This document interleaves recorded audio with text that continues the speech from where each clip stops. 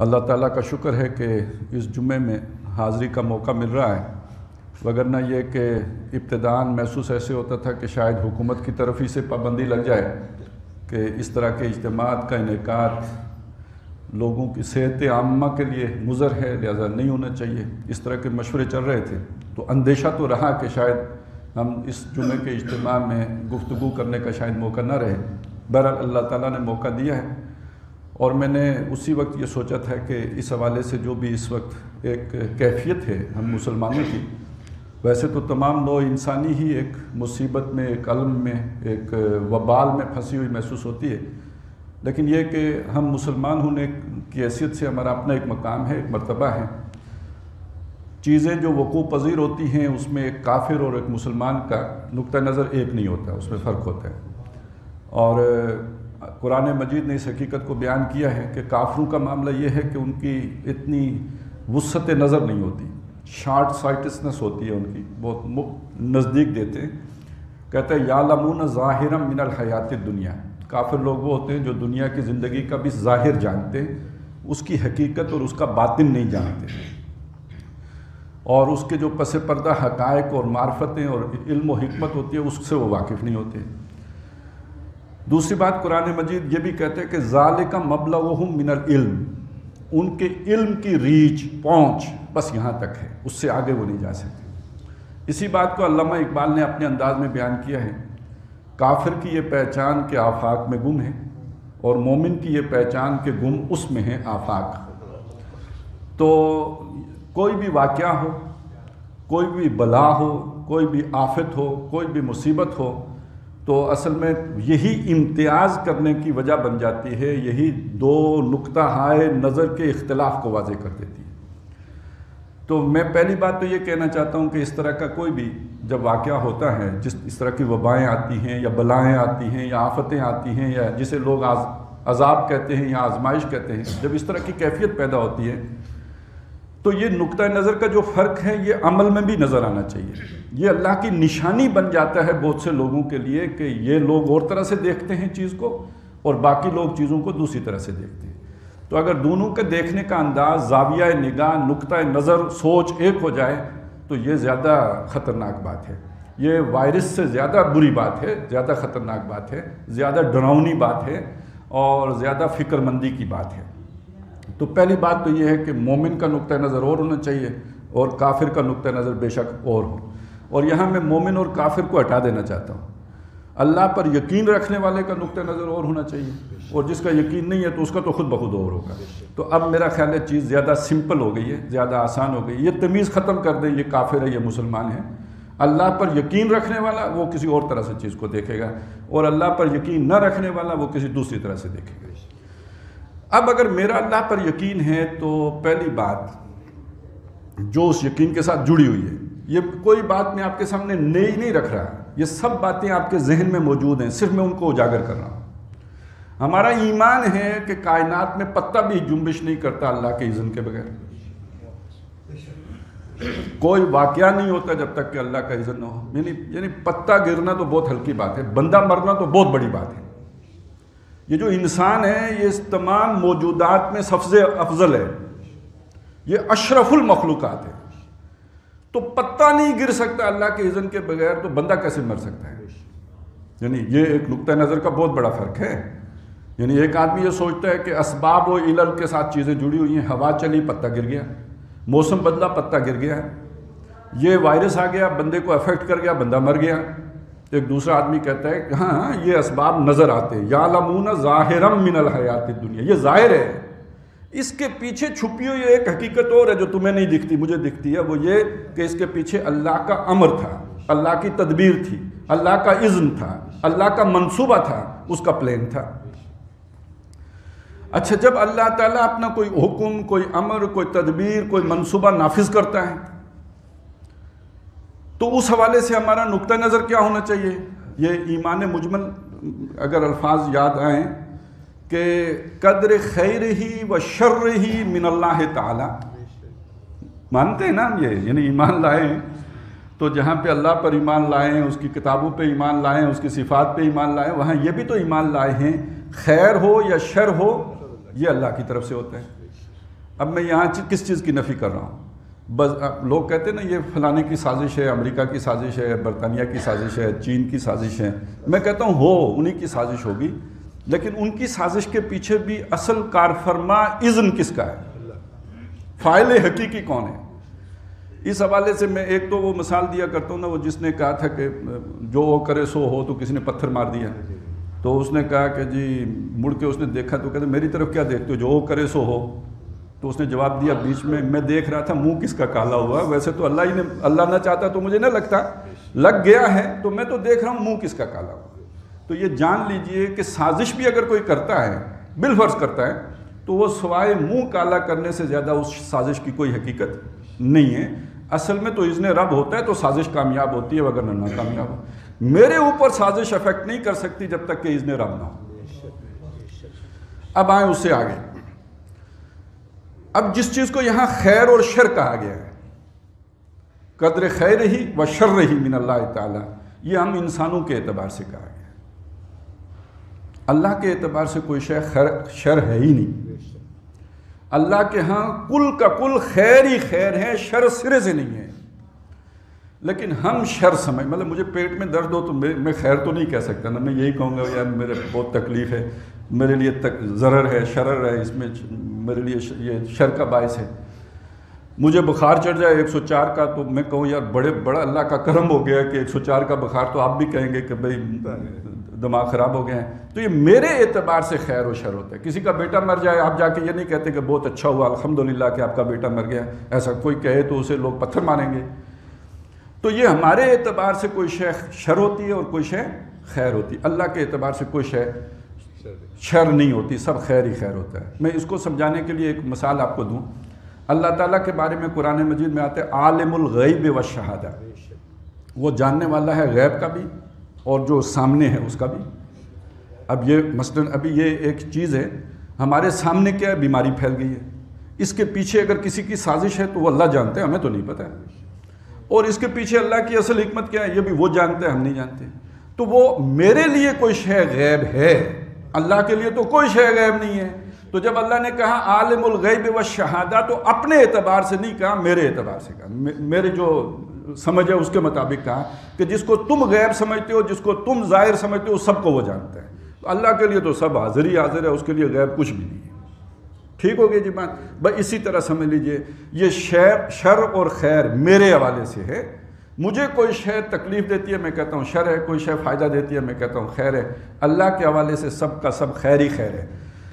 بڑی پیاری آیت ہے کہ قل اللہم مالک الملک تؤتی الملک من تشاء وتنزع الملک ممن تشاء وتعز من تشاء وتذل من تشاء بیدک الخیر.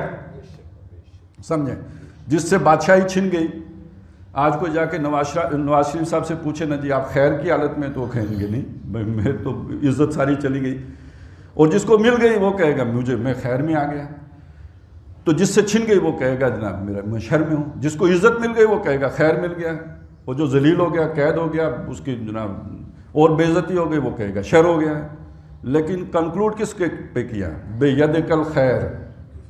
عزت دے، ذلت دے، بادشاہی دے، چھین لے، سب خیر ہوتا ہے. میں اس مضمون کو بھی ذرا آسان کر دیتا ہوں تاکہ بات آسانی سے سمجھ میں آ جائے. وہ میں پہلے بھی سنا چکا ہوں، صرف تیزی سے سناؤں گا، یاد کر آ جائے آپ کو.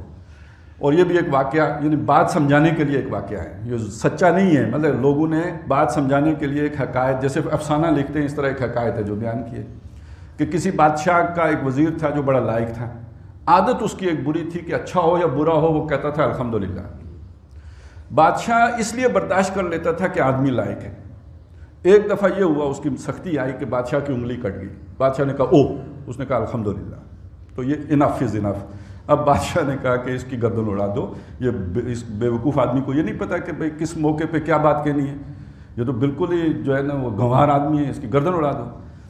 اس نے کہا الحمدللہ. بادشاہ کو کہا، اس نے سوچا کہ اس کی گردن اڑا دی تو اس کو تو کوئی اذیت ہی نہیں پہنچے. اس نے کہا جیل میں ڈالو. انہوں نے کہا الحمدللہ. جیل چلا گیا.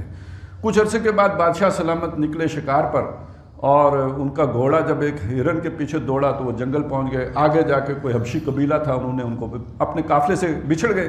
انہوں نے پکڑ لیا بادشاہ کو اور یہ دن تھا ان کا کوئی قربانی دینے کا، تو ہٹے کٹے بادشاہ سلامت جو ہے پہلے پوسے مل گئے، انہوں نے کہا یہ بندہ ٹھیک ہے، اس کی قربانی دیتے ہیں۔ جب سردار کے سامنے پیش کیا تو اس کی انگلی کٹی ہوئی تھی، انہوں نے کہا یہ تو عیبدار ہے، اس کی قربانی نہیں لگتی، انہوں نے چھوڑ دیا۔ اب وہ وہاں سے نکلا سر پکڑ کے، اس نے کہا یار یہ انگلی اگر سلامت ہوتی نا آج نہیں بچنا تھا۔ تو اسے خیال آیا کہ میں نے وزیر کے ساتھ زیادتی کی، اس نے الحمدللہ ٹھیک کہا تھا، اس نے جا کے وزیر کو آزاد کیا، بلایا، دربار بلایا، اور اسے کہا کہ مجھے یہ جو انگلی کٹنے والی الحمدللہ تو سمجھ میں آ گئی، یہ جو 5 سال جیل میں تو گزار کے آ رہا ہے اس کی سمجھ نہیں آئی۔ تو اس نے کہا بادشاہ سلامت اگر میں آزاد ہوتا تو آپ کے ساتھ ہوتا، اور آپ نے مجھے جیل میں ڈال دیا تھا تو اس لیے میں بچ گیا، وگرنہ میں بھی گیا تھا۔ میں نے تو جانا، اب تو انگلی کٹی ہوئی تھی آپ کی، آپ بچ جاتے، میں تو نہ بچتا۔ تو یہ یعنی خیر کی مطلب سمجھ میں آ گیا نا۔ یہ جسے ہم شر سمجھ رہے ہوتے ہیں یہ عارضی ہوتا ہے، الٹیمیٹلی اس کے اندر خیر ہوتا ہے۔ بات جو سمجھنے کی ہے وہ یہ ہے، اللہ کے کسی کام کے اندر شر نہیں ہوتا، وہ ہمیں دکھائی دے رہا ہوتا ہے، اور وہ عارضی ہوتا ہے، مستقل نہیں ہوتا، اور اس میں بھی کوئی نہ کوئی خیر ہوتا ہے۔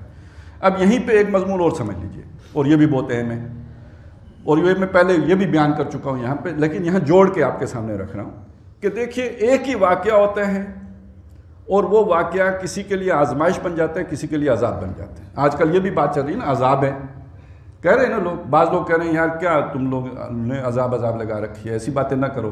دونوں طرح کی باتیں آ رہی ہیں، تو اس کو سمجھ لیجیے اصل مسئلہ کیا ہے۔ بنیادی طور پر اگر اس الٹیمیٹ چیز کو سامنے رکھ کے دیکھیں نا، اللہ کی حکمت کو، جو ابھی ہم جہاں تک پہنچے ہیں، تو کوئی شے دنیا میں عذاب نہیں ہے، سب خیر ہی خیر ہے، بلکہ اللہ کی طرف سے آزمائش کا نہ آنا عذاب ہے۔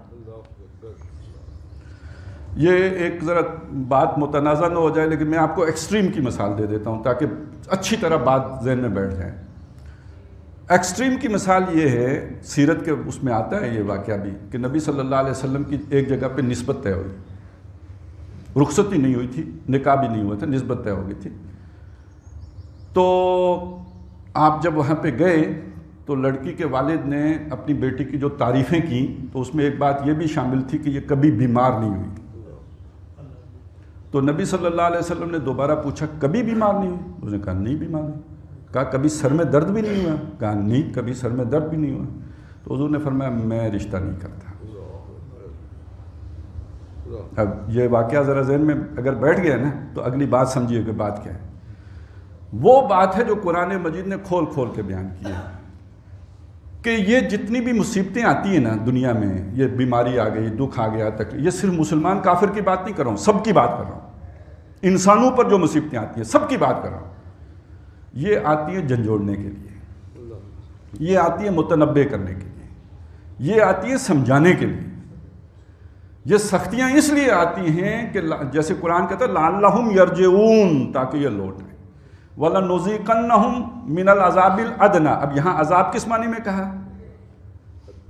جو انسانوں کو عذاب لگ رہا ہے اس معنی میں کہا، مِّنَ الْعَذَابِ الْأَدْنَىٰ دُونَ الْعَذَابِ الْأَكْبَرِ، اس بڑے عذاب سے پہلے۔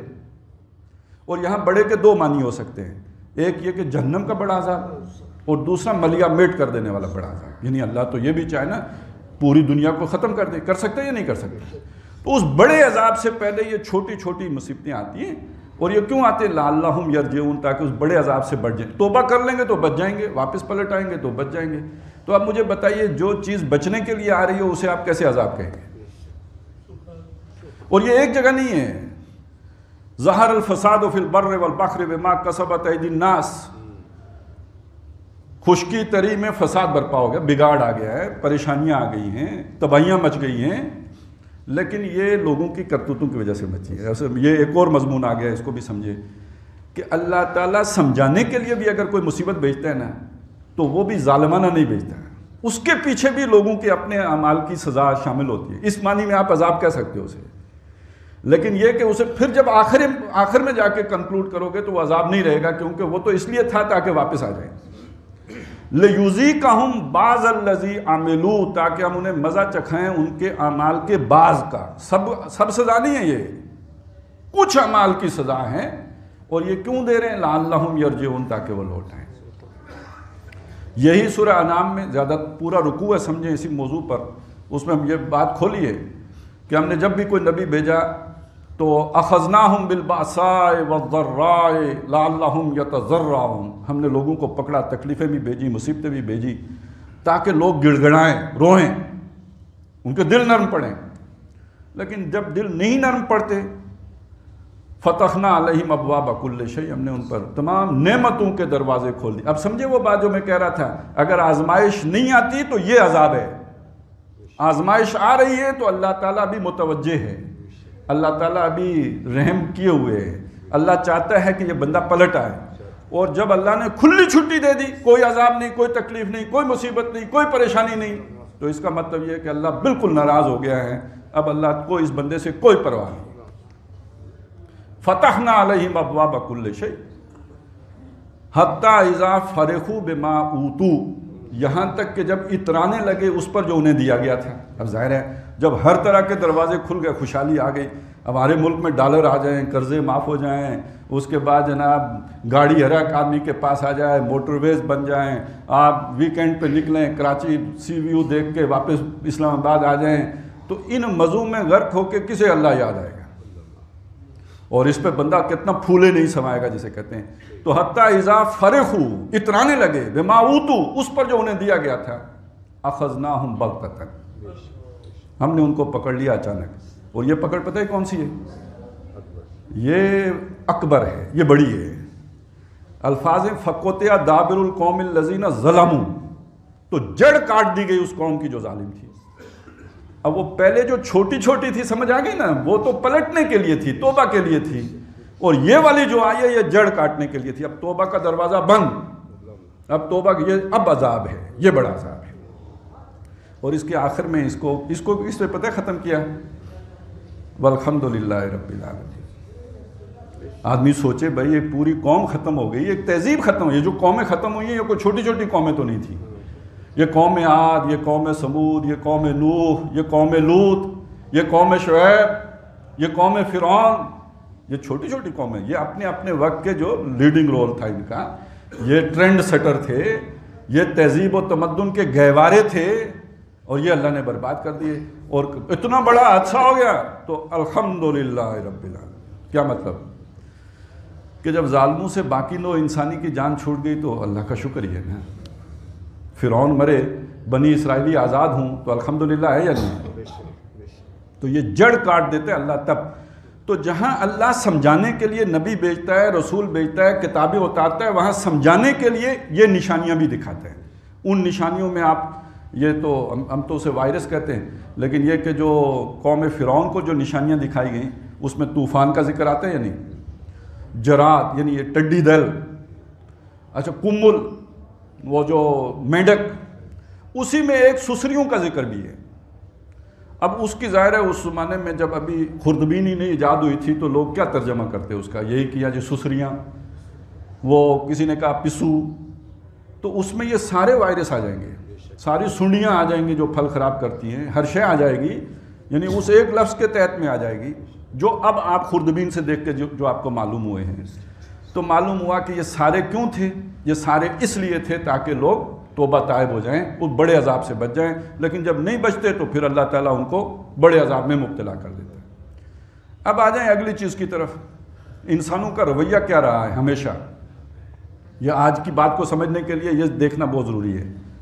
رویہ یہ رہا ہے کہ ایک فرد میں، مطلب میرا کاروبار خراب ہو جائے یا کوئی بیماری آ جائے یا کوئی تکلیف آ جائے، تو قرآن مجید کہتا ہے کہ جب انسان کو اچھائی کے بعد برائی پہنچتی ہے نا، فضو دعائن عریض، لمبی لمبی دعائیں شروع کر دیتا ہے۔ اب تہجد بھی نہیں چھٹتے اس کے، نفل بھی لمبے لمبے پڑھتا ہے، وہ سورہ فاتحہ 700 دفعہ پڑھنا شروع کر دے گا، اور دعائیں بھی اللہ اللہ یہ مصیبت ٹال دے، میں تیرا بندہ، جو تو کہے گا وہ کروں گا، دائیں بائیں کچھ نہیں، بڑا بڑا نیک بن جاتا ہے خیال ہی خیال میں۔ پھر قرآن کہتا ہے جب ہم وہ بیماری ہٹا دیتے ہیں، تکلیف دور کر دیتے ہیں، وہ ایسے گزر جاتے ہیں جیسے ہمیں پہچانتا ہی نہ ہو۔ یہ رویہ ہے، یہ رویہ ہے۔ اور ایک قوم کی حیثیت سے اس رویے کا ذکر قرآن مجید نے آل فرعون کے ضمن میں کیا ہے کہ جب ان پر کوئی مصیبت آتی تھی وہ سارے دوڑ کے حضرت موسیٰ علیہ السلام کے پاس جاتے تھے اور انہیں جا کے کہتے تھے اے موسیٰ اگر یہ مصیبت تو ہٹا دے ہم تیری بات مان لیں گے، ہم اللہ والے ہو جائیں گے، ہم بنی اسرائیل کو جانے دیں گے، ان پر ظلم نہیں کریں گے۔ اور جب اللہ تعالیٰ وہ مصیبت ہٹا دیتا تھا تو وہ کہتے موسیٰ تو کون تے تیرا رب کون؟ اسی تے اپنا کوئی وعدہ ہی کیتا سی نے، کوئی قرآن و حدیث تے نہیں لکھی سی. یہ رویہ بحیثیت قوم اگر کسی کا تھا تو وہ اہل مصر کا تھا، قبطیوں کا تھا، قوم فرعون کا تھا. آج کا جو ہمارا دور ہے اب وہ افراد کی اتنی اہمیت نہیں رہی ہے جتنی کہ اجتماعیت کی اہمیت ہے. علامہ اقبال نے بھی اس کی طرف اشارہ کیا ہے کہ موج ہے دریا میں بیرون دریا کچھ نہیں، فرد قائم ربط ملت سے ہے تنہا کچھ نہیں. موج ہے دریا میں بیرون دریا کچھ نہیں. ایک فرد اپنی ذات میں فرشتہ بھی بن جائے، دریا سارا گدلا ہو تو اس کی پاکی صفائی کا کوئی فائدہ نہیں. تو ہمارا ایک ملک ہوتا ہے، یہ کم از کم ایک یونٹ جو ہے اجتماعیت کا، وہ ملک ہے، ریاست ہے. اور ریاست خود اللہ کی نافرمانی کی بنیادوں پر کھڑی ہو تو اس کے اندر، اس دریا کے اندر جو قطرہ ہے وہ آلودہ ہے، وہ آلودہ ہے. اور اب اگر توبہ ہوگی تو اس کی شرائط بھی اسی حساب سے سامنے رکھ لیجئے کہ پہلی بات یہ ہے کہ اللہ تعالیٰ نے اگر جھنجھوڑا ہے تو ہوش تو آنا چاہیے. اور اس ہوش آنے کا نتیجہ یہ ہے، ہوش آنے کا مطلب بہت سے لوگ بات کرتے ہیں کہ جی دعا کریں، بہت سے لوگ کہتے ہیں جی صلاۃ التوبہ پڑھیں، وہ تو آپ کریں گے. بلکہ آج اگر آپ کو کوئی لکھ کے دے کہ جناب اس سے بچت ہو جائے گی، اگر انٹارکٹیکا کا جا کے تو آپ نماز استسقاء ادا کریں گے تو بچت ہو، لوگ ٹکٹ کٹوائیں گے، خرچے کریں گے، کوئی مسئلہ نہیں. 1,00,000 2 لاکھ کا مجمع وہاں پہ بھی جا کے ہو جائے گا. لیکن یہ حل نہیں ہے مسئلے کا. دیکھیں میں آپ کو چکر دے سکتا ہوں، آپ مجھے چکر دے سکتے ہیں، ہم سب مل کر اللہ کو نہیں چکر دے سکتے. ہمارا سابقہ کس ذات کے ساتھ ہے؟ علیم بذات الصدور ہے. تو رشوتیں ہم آپس میں ایک دوسرے کو دے سکتے ہیں. اللہ رشوت کے چکر میں آنے والا نہیں ہے، اسے پتہ ہے، اسے خلوص چاہیے. پہلی بات چکر بازیاں نہیں چاہیے، خلوص چاہیے. یہ دعاؤں کا چکر نہیں ہے بھائی، یہ وظیفوں کا چکر بھی نہیں ہے. یہ پہلے اپنا عمل ٹھیک کرنے کی بات ہے، اس کے بعد دعائیں. عمل گندہ ہو اس کے ساتھ دعاؤں. ویسے ایک انفرادی دعا قبول ہی نہیں ہوتی اگر آدمی نے حرام کا نوالا منہ میں ڈالا ہوا ہے. پیٹ میں لقمہ حرام ہے، آپ دعائیں کریں، نہیں قبول ہوں گی. محمد الرسول اللہ نے فرمایا ہے. تو اس کے بعد کوئی 20 دفعہ کہے نا. حضور سے بڑھ کر کسی کی بات ہو سکتی ہے؟ مصدقہ بات کس کی ہے؟ اتھینٹک بات کس کی ہے؟ محمد الرسول اللہ کی ہے. آپ فرما رہے ہیں پیٹ میں اگر لقمہ حرام کا ہے دعا قبول نہیں ہوتی. اور پتہ ہے کس موقع پہ فرمایا؟ ایک شخص حج کرنے آیا ہوا ہے، سفر کی وجہ سے دبلا پتلا ہو گیا ہے، میل چڑھی ہوئی ہے، کپڑے پھٹ گئے ہیں، اور اللہم اللہم پکار رہا ہے.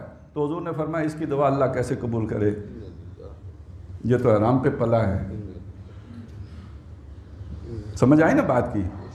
یہ ہے ایک فرد کا معاملہ.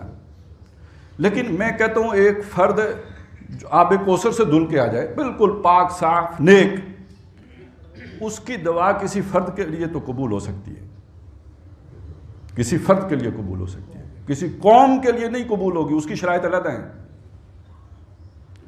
قوم کے لیے دعا تب قبول ہوگی جب وہ شرائط پوری کی جائیں گی. اور وہ کیا ہیں؟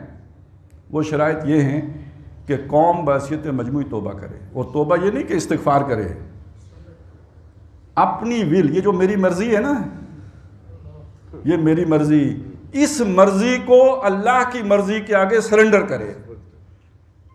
یہ ریزسٹنس ختم کرے جو اس نے اللہ کے ساتھ جاری رکھی ہوئی ہے. میرے بھائی سوچیں یار، خدا کے لیے سوچیں. اللہ اپنی کتاب میں کہتا ہے کہ اگر تم سود خوری کرو گے، کھاؤ، یہ سود لینا دینا جاری رکھو گے، فَاذَنُوا بِحَرْبٍ مِّنَ اللَّهِ وَرَسُولِهِ، تو اعلان جنگ ہے اللہ اور رسول کی طرف سے. بھئی یہ جنگ بند ہی نہ کریں اور کہ اللہ توبہ توبہ توبہ توبہ توبہ. بات کوئی بنتی ہے بات؟ میں نے اسی لیے کہا تھا ہم ایک دوسرے کو تو چکر دے سکتے ہیں، اللہ کو کیسے چکر دیں گے؟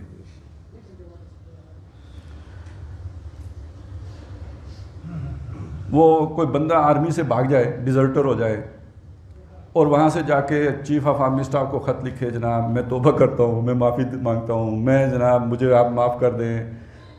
بات کوئی سنے گا اس کی بات کو؟ وہ پہلے اپنے آپ کو پیش کرے گا نا، سرنڈر کرے گا نا، اس کے بعد اگلی کہانی شروع ہوگی. اسی طرح سمجھیں ہم اگر اللہ کے باغی ہیں اور اللہ سے اعلان جنگ شروع کر رکھا ہے تو اب اجتماعی دعائیں، اجتماعی توبہ یہ نہیں ہے. اب وہ پہلے جنگ ختم کریں، پہلے اللہ کے آگے سرنڈر کریں. صرف ایک وہ سود کا معاملہ تو میں نے مثال کے طور پر پیش کیا. یہ جو فحاشیاں پھیل رہی ہیں اور جو بدکاریاں ہو رہی ہیں، جو ہم نے قوانین بنائے ہوئے ہیں، جو ہم نے اصول مرتب کیے ہوئے ہیں، وہ سارے اگر بغاوت پر مبنی ہوں تو سب سے توبہ طائب ہوں گے تو اللہ سنے گا۔ اور یہاں پہ بات ختم نہیں ہو جاتی۔ اللہ نے یہ دیکھیے، یہ جو امت ہے نا، امت مسلمہ، یہ کوئی انگریزوں والی بات نہیں ہے، عیسائیوں والی بات نہیں ہے، یہودیوں والی بات نہیں ہے، یہ ہندوؤں والی بات نہیں ہے، یہ چنیدہ ہے۔ وہ بھائی سارے اللہ کی مخلوق ہیں، آدم کی اولاد ہیں، ان کو کیوں سرخاب کے پر لگ گئے؟ سوال پیدا ہوتا ہے نا، جائز سوال ہے نا، کوئی دیریا پوچھے تو پوچھ سکتا ہے نا، اس کا کوئی جواب ہونا چاہیے۔ اور وہ جواب یہ ہے کہ باقیوں پر اللہ نے وہ ذمہ داری نہیں لگائی ہے جو ان پر لگائی ہے۔ یہ اگر ان کو سرخاب کے پر لگائیں تو اس لیے نہیں کہ یہ محلات بنائیں، اس لیے نہیں لگائیں کہ یہ دنیا میں پھیلیں پھولیں پھیلیں، بلکہ اس لیے لگائے ہیں کہ یہ دنیا میں اللہ کے پیغام کو عام کریں جیسے نبی کرتے تھے، امر بالمعروف کریں، نہی عن المنکر کریں۔ اور امر بالمعروف کدھر کریں؟ دنیا میں کریں۔ کنتم خیر امت، بہترین امت ہو، کیوں ہو؟ اخرجت للناس، لوگوں کے لیے نکالے گئے ہو، انہیں ہیروئن بیچنے کے لیے نہیں نکالے گئے ہو۔ تامرون بالمعروف وتنہون عن المنکر، نیکی پھیلانے کے لیے اور منکرات ختم کرنے کے لیے نکالے گئے ہو۔ وتؤمنون باللہ، اور یہ سارے کام ہوس ملک گیری میں نہیں کرتے ہو، اللہ کی رضا کے لیے کرتے ہو۔ یہ امر بالمعروف اور نہی عن المنکر وہ کام ہے کہ جو اگر امت کرے گی تو اللہ کی پروٹیکشن میں ہوگی، کوئی اس کا بال بینکا نہیں کر سکتا۔ اور اگر یہ امر بالمعروف اور نہی عن المنکر امت نہیں کرے گی، اپنے اس منصب کی ذمہ داری ادا نہیں کرے گی، تو اللہ کی جو بھی تکلیف آنی ہے اس سے اسے بچا کوئی نہیں سکتا، اللہ کی پروٹیکشن اٹھ جائے گی۔ اور یہ میں ادھر ہی آپ کو کئی دفعہ وہ حدیث سنا چکا ہوں، وہ ایک نہیں ہے، کئی حدیثیں ہیں، میں تو صرف ایک سناتا ہوں، وقت کم ہوتا ہے، لیکن اس مضمون کی کئی حدیثیں ہیں۔ اگر تم لا الہ الا اللہ کا حق ادا کرتے رہو گے، اللہ تمہاری حفاظت کرتا رہے گا۔ پوچھا گیا وہ لا الہ کا حق کیا ہے؟ بتایا گیا امر بالمعروف اور نہی عن المنکر۔ میں صرف پڑھ لیا تو چھٹی ہو گئی؟ نہیں بھائی، اس کی کوئی ذمہ داری ہے، رسپانسبلٹی ہے، وہ ادا کرو گے پھر اللہ کی تمہارے ساتھ مدد شامل ہو جائے گی۔ اسی کو کہا کہ اللہ تعالیٰ تمہیں حکم دیتے ہیں نیکی کا حکم کرو، برائی سے روکو، اس سے پہلے کہ تم دعائیں کرو وہ قبول ہی نہ ہو، تم مانگو وہ دے نہ، اور دشمن کے مقابلے میں مدد مانگو وہ تمہاری مدد نہ کرے۔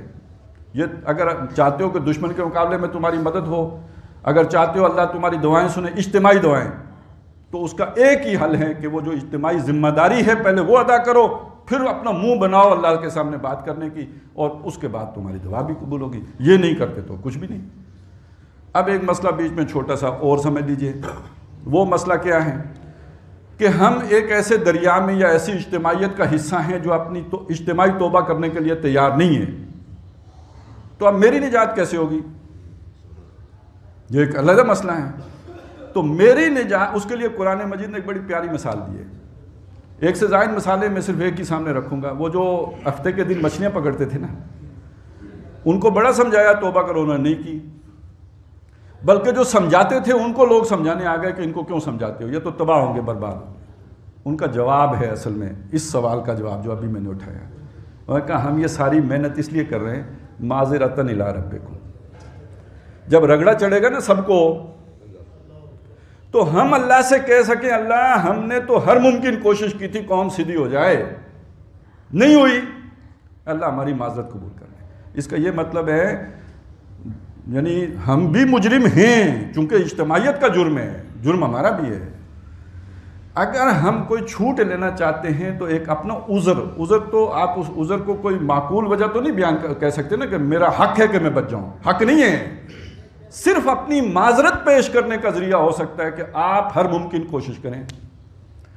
اب یہ کام ہو تو پھر آپ بستروں پہ بھی لیٹے ہوں تو اللہ آپ کی مدد کرے گا، پھر آپ بے شک صلاۃ التوبہ جا کے نہ بھی پڑھیں تو اللہ کی مدد آپ کے ساتھ شامل حال ہو جائے گی، اور اگر یہ کام کیے بغیر بیت اللہ میں بھی جا کے پڑھیں گے تو بھی نہیں ہے۔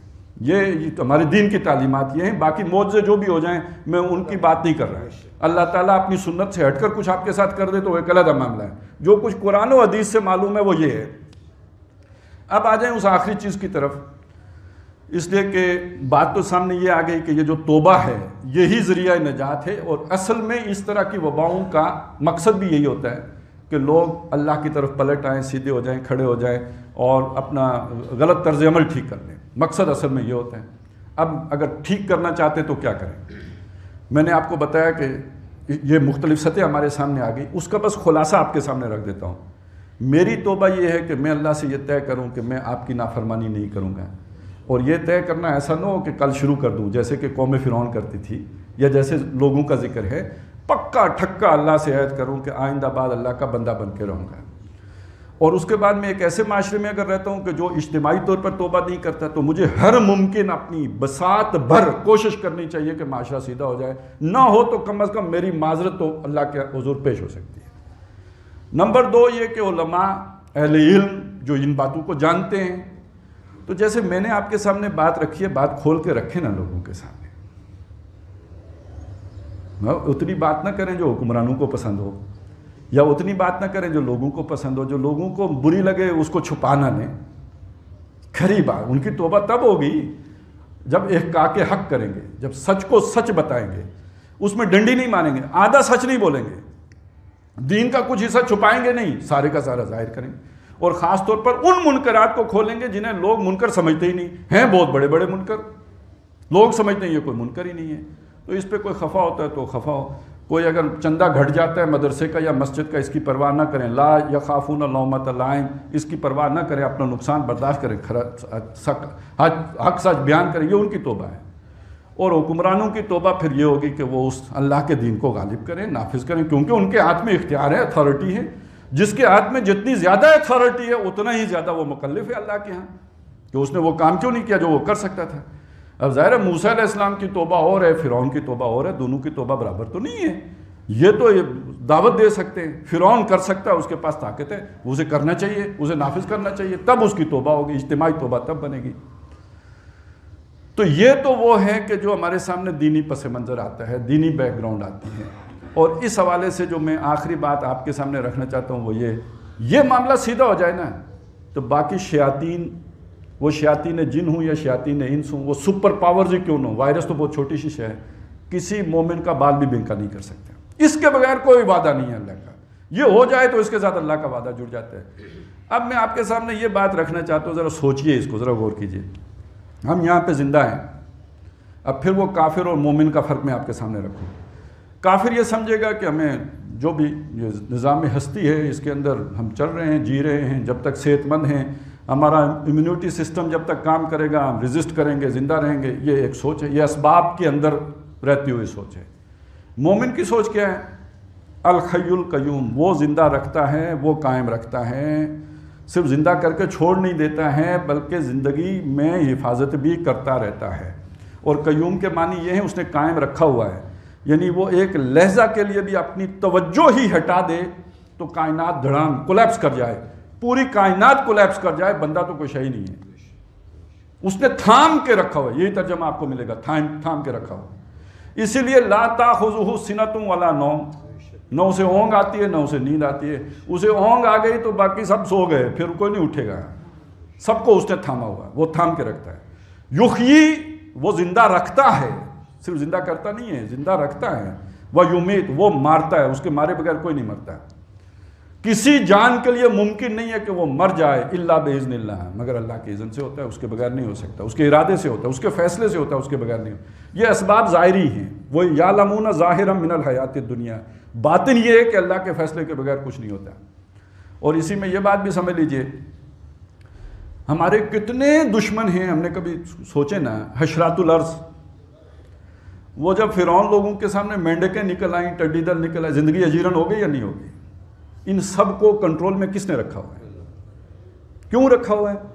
ہم آرام سے زمین پر رہیں، اس زمین کو ٹھہرنے والی کس نے بنا دیا، جس کے اوپر ہمارا توازن برقرار ہے، ہم گرتے پڑتے نہیں، کیونکہ یہ بڑی تیز رفتار حرکت کر رہی ہے، مدار میں بھی اور محور میں بھی، لیکن ہم بالکل ڈٹ کے اس کے اوپر بیٹھتے بھی ہیں، چلتے بھی ہیں، کھڑے بھی ہوتے ہیں۔ یہ سارا انتظام کس نے کیا ہے اور کیوں کیا ہے؟ ہماری زندگی کو آسان بنانے کے لیے کیا ہے۔ جو آج تک ہمیں معلوم ہوا ہے کائنات کا، اس میں کہیں آکسیجن ملی ہے؟ زمین ہے کتنی سی کائنات کے مقابلے میں؟ یہاں اللہ نے انسان کو آباد کرنا تھا، جو اس کے لیے سب سے ضروری شے تھی، آکسیجن وافر فراہم کر دی یا نہیں؟ اب یہ قائم رکھنے کا مطلب سمجھ میں آیا نا؟ مجھے بتائیے، جس نے میری اور آپ کی زندگی کے لیے اتنے انتظامات کیے ہیں، وائرس اس کی وہ قدرت سے باہر ہے؟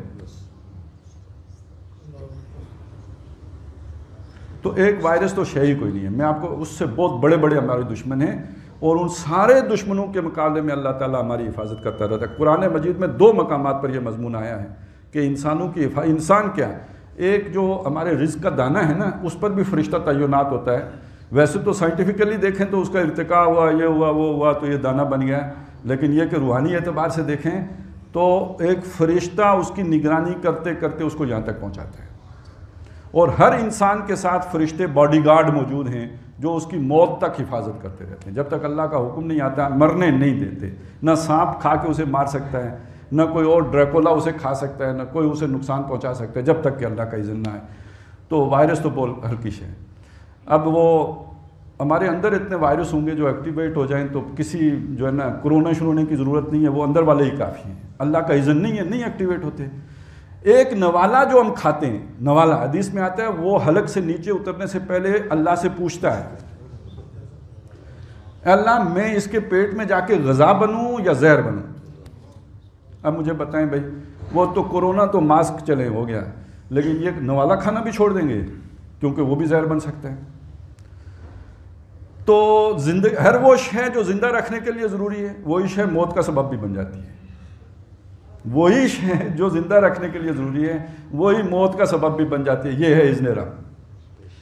تو اس کا یہ مطلب نہیں ہے کہ ہم بالکل غیر ذمہ دار ہو جائیں، ہمیں کوئی احتیاطی تدابیر کی ضرورت ہی نہیں ہے. میں صرف یہ ساری باتیں آپ کے سامنے اس لیے رکھ رہا ہوں کہ کافروں کے مقابلے میں ہمیں پینک نہیں لینا ہے. ایک نقطہ نظر کا فرق ہونا چاہیے. وہاں اگر چھینا چپٹی ہے، لوگ اپنے گھروں میں چیزیں سٹور کر رہے ہیں، اور یہ کہ لاک ڈاؤن کے خطرے کے تحت سارے انتظامات ہو رہے ہیں، یہ وہ چیزیں جہاں ہمیں ذرا تھوڑا ہمارا بیہیویئر ان سے بالکل مختلف ہونا چاہیے. اور یہ وہ شے ہے جو دنیا میں ہمیں ممتاز کر دے گی، جو دنیا کو سوچنے پر مجبور کر دے گی یار ان کا کیا مسئلہ ہے، ان کے ایٹیٹیوڈ میں کیا مسئلہ ہے کہ ان کا بیہیویئر اس طرح ہے. یہ ہمارے پاس موقع ہے اللہ کے دین کی تبلیغ کرنے کا. رہ گئی دوسری بات یہ کہ جو بھی احتیاطی تدابیر ہیں وہ ہمیں ضرور اختیار کرنی چاہیے. بالکل وہ تو اللہ کے نبی صلی اللہ علیہ وسلم نے بھی فرمایا ہے کہ وہ جو وبائیں پھیلتی ہیں اس کے بھی پروٹوکولز ہیں جو دین نے دیے ہیں. تو اگر کوئی بھی حکومت کی سطح پہ جو بھی اقدامات اٹھتے ہیں تو اس کے مطابق عمل کرنا چاہیے. اس میں ایک ایشو بن گیا ہے وہ عالم عرب کا اور عالم عجم کا، اور وہ ہے نماز با جماعت وغیرہ کا. تو وہاں تو انہوں نے کہا صلاۃ فی بیوتکم، اور یہاں پہ بہت سے باتیں میں نے بھی سنی ہے کہ جس میں یہ کہا گیا کہ جی آپ نماز کو روک نہیں سکتے. اور اس کے لیے بات اصل میں اتنی ساری ہے، دونوں طرف بات اپنی اپنی جگہ پہ ٹھیک ہے، لیکن یہ کہ تھوڑا سمجھنے کی ضرورت ہے. صلاۃ الخوف کا ذکر ہے قرآن مجید میں کہ حالت جنگ میں بھی آپ نے نماز تو باجماعت ادا کرنی ہے، اس کا ایک خاص طریقہ بتایا گیا، اور اسی پہ قیاس کرتے ہوئے اس کو اس کے ساتھ جوڑا ہے. پھر ایک واقعے کا ذکر کیا گیا ہے کہ مصر میں جب طاعون پھیلا تھا تو اس وقت مسلمانوں کو اگر کہیں پناہ ملی تھی تو مسجدوں میں ملی تھی. تو جو مسجدوں میں پہنچ گئے تھے تو ان کو کچھ مطلب وہاں کیجویلٹی ریٹ کم تھا بنسبت گھروں کے. تو پہلی بات تو یہ سمجھ لیجئے کہ بنیادی طور پر یہ مسئلہ طاعون سے مختلف ہے. طاعون کے سمٹمز ظاہر ہو جاتے ہیں، اس کے بعد آپ نے احتیاط کرنی ہوتی ہے. یہ بندہ 14 دن تک جو ہے نا خاموش کلر ہوتا ہے، مطلب ارد گرد سب کو جو ہے نا اس میں لپیٹ میں لے رہا ہوتا ہے، ابھی اسے خود بھی نہیں پتہ ہوتا کہ میں انفیکٹڈ ہوں. تو یہ ایک بہت بڑا فرق ہو گیا. اور مطلب جسے کہتے ہیں نا دوسروں کو بچانے کی خاطر اگر کوئی اس طرح کے اقدامات کیے جائیں تو وہ طاعون پر اسے قیاس نہیں کیا جا سکتا. باقی یہ کہ صلاۃ الخوف کا حکم اپنی جگہ پہ ہے، بالکل ہے، لیکن یہ کہ غزوہ احزاب میں نبی اکرم صلی اللہ علیہ وسلم کی نمازیں بھی قضا ہوئی تھی. جماعت ہونا تو دور کی بات ہے، نماز ہی قضا ہو گئی تھی. اس لیے کہ اب یہ تو جنگ کی حالت پر منحصر ہے کہ آپ کو وہ آدھی نماز پڑھنے کا بھی موقع ملتا ہے کہ نہیں ملتا ہے. تو جب اتنا زیادہ دباؤ آ گیا اور اس میں پریشر پڑ گیا تو آپ کی نمازیں بھی قضا ہو گئی. لہٰذا اس معاملے میں بھی اگر حکومت کوئی اس طرح کا فیصلہ کرتی ہے، بالفرض کوئی اللہ نہ کرے بہت زیادہ ایمرجنسی کی صورت بن جاتی ہے اور ایسا فیصلہ ہو جاتی ہے تو کوئی قیامت نہیں آ جائے گی. اس حد تک تو ٹھیک ہے. نیت اگر کسی کی یہ ہو کہ لوگ اس کو یعنی کسی کو پاگل ہی ہوگا کہ وہ اس نیت سے حکم دے گا، لیکن بالفرض یہ ہو تو وہ گناہ اس کے کھاتے میں ہے، وہ یعنی لوگوں کا اس میں کوئی نقصان نہیں ہے. تو اللہ تعالی ہمیں اپنے دین پر ثابت قدم رکھے. اور یہ جو بھی واقعہ ہے اس کے اندر جو ہمارے لیے اصل سبق ہے کہ ہم اللہ کی طرف مراجعت کریں، لوٹیں، ہم بہت دور نکلے ہوئے ہیں اور مادیت میں پوری طرح پھنس گئے ہوئے ہیں. تو اللہ تعالی ہمیں سنبھلنے کا موقع دے، واپسی کی توفیق دے، اور اپنا عمل درست کرنے کی توفیق عطا کرے، اور سوچوں کو صحیح سمت میں چلانے کی ہمت اور توفیق دے۔ اقول قولی ھذا واستغفر اللہ لی ولکم ولسائر المسلمین۔